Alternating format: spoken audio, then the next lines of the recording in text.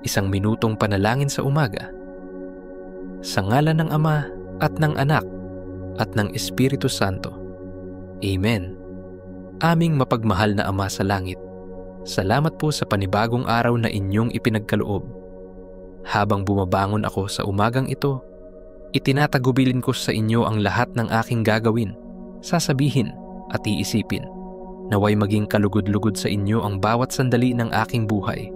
Panginoon, linisin ninyo ang aking puso sa anumang takot, pagdududa o galit. Punuin ninyo ito ng pag-ibig, kapayapaan at kababaang loob. Bigyan ninyo ako ng lakas upang harapin ang mga hamon ng araw na ito at ng karunungan upang gumawa ng tamang desisyon sa bawat sitwasyon.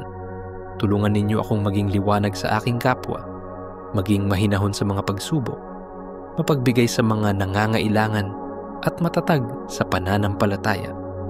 Naway, sa bawat hakbang ko, madama ng iba ang inyong kabutihan at pag-ibig.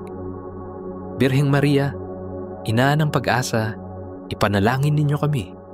At sa lahat ng gagawin ko ngayong araw, Panginoon, naway ikaw lamang ang maluwalhati sa ngalan ng Ama at ng Anak at ng Espiritu Santo. Amen.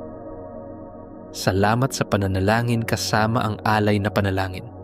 Kung naantig ang iyong puso, i-comment mo ang amen, i-like, i-share at mag-subscribe para sa higit pang panalangin araw-araw.